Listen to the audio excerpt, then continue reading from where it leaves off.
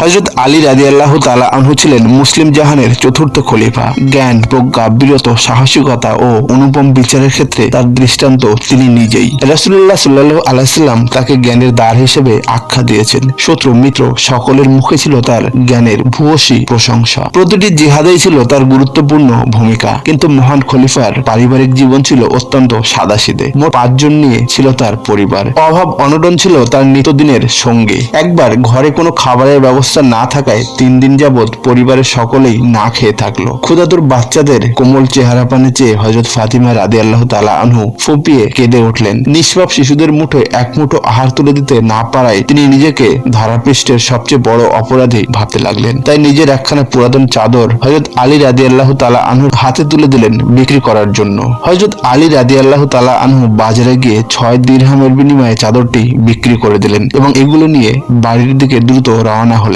কিছু দূর যেতেই শুনতে পেলেন কয়েকজন ক্ষুধার্ত মানুষের করুণ আর্তনাদ। তাদের এই ক্রন্দন আজহারি তার হৃদয়মূলকে কাঁপিয়ে তুলল। তাই দিরহামগুলো তিনি কিছুতেই ধরে রাখতে পারলেন না। 6 দিরহামই বিতরণ করে দিলেন তাদের মাঝে। এবার তিনি খালি হাতে সম্মুখে অগ্রসর হতে লাগলেন। চলতে চলতে এক গ্রাম্য বৃদ্ধের সাথে তার দেখা হলো। তিনি একটি সুন্দর ও হৃষ্টপুষ্ট উট নিয়ে দাঁড়িয়ে আছেন। হযরত আলী রাদিয়াল্লাহু তাআলা আনহুকে দেখতে পেয়ে হাস্যোজ্জ্বল চেহারায় মুসাফা করে জিজ্ঞাসা করলেন, তুমি কি আমার এই উটটি ক্রয় করবে? হযরত আলী রাদিয়াল্লাহু তাআলা আনহু বললেন, নিশ্চয় কিনতাম, কিন্তু আমার হাতে যে খরিদ করার মতো অর্থ নেই। কথাটি শেষ করতেই বৃদ্ধ বলে উঠল, ঠিক আছে, তাহলে বাকিতে কিনে নাও, পরে টাকা দিয়ে দিও। হযরত আলী রাদিয়াল্লাহু তাআলা আনহু বললেন, উটের মূল্য কত? বৃদ্ধ বলল, 100 দিরহাম। হযরত আলী রাদিয়াল্লাহু তাআলা আনহু দাম শুনে অত্যন্ত বিস্মিত হলেন। তিনি কয়েক মুহূর্ত উটের দিকে তাকিয়ে রইলেন। বাহ বাহ, কি চমৎকার হৃষ্টপুষ্ট উট, দেখতেই দু চোখ জুড়ে আসে। এত সুন্দর উট তো জীবনে কোনোদিন দেখিনি। তারপরও বৃদ্ধ কেন এত স্বল্প মূল্যে তা বিক্রি করে দিচ্ছে, তাও আবার নগদে নয়, বাকিতে। কথাগুলো ভাবতে ভাবতে উটের লাগাম হাতে নিয়ে তিনি ধীর পদে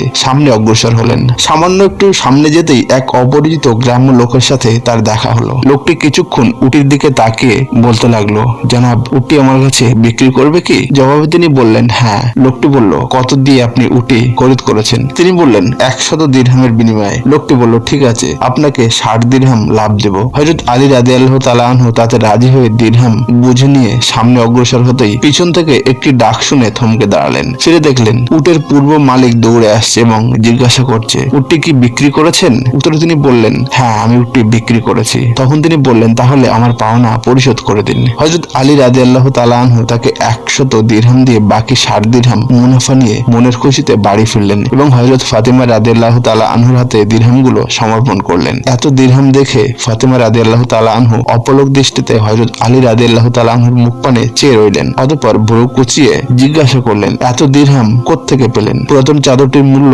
এত হলো কি করে? হযরত আলী রাদিয়াল্লাহু তাআলা আনহু মুখে এক টুকরো হাসি টেনে বললেন, ঠিকই বলেছো, পুরাতন এই চাদরটির মূল্য এত হবে কি করে? আসলে চাদরটি বিক্রির মূল্য 6 দিরহাম। সেই 6 দিরহাম মূলধন দিয়ে আল্লাহর সাথে ব্যবসা করেছি, তাই প্রতিটি দিরহামের বিনিময়ে 10 দিরহাম মুনাফা পেয়েছি। কথা কয়টি বলতেই হযরত আলী রাদিয়াল্লাহু তাআলা আনহুর দুই চোখের কোণে আনন্দ অশ্রু জমে উঠল। ফাতিমা রাদিয়াল্লাহু তাআলা আনহু কিছুতেই বুঝতে না পেরে ঘটনার প্রকৃত বৃত্তান্ত শ্রবণে প্রবল কৌতূহলী হয়ে আলী রাদিয়াল্লাহু তাআলা আনহুর মুখ পানে তাকিয়ে রইলেন। আলী রাদিয়াল্লাহু তাআলা আনহু তাকে সব ঘটনা খুলে বললেন। ঘটনা শুনে হযরত ফাতিমা রাদিয়াল্লাহু তাআলা আনহু বিস্ময়ভূত হয়ে গেলেন। কিছুক্ষণ তার মুখ থেকে কোনো কথা বের হলো না। পরে সম্বিত ফিরে আসতেই মহান আল্লাহর দরবারে সিজদায় লুটিয়ে পড়লেন। এই ঘটনা মহানবী সাল্লাল্লাহু আলাইহি সাল্লামকে জানানো হলে তিনি বললেন, তোমরা কি জানো ক্রেতা ও বিক্রেতা কে? উটই বা কোত্থেকে এসেছে?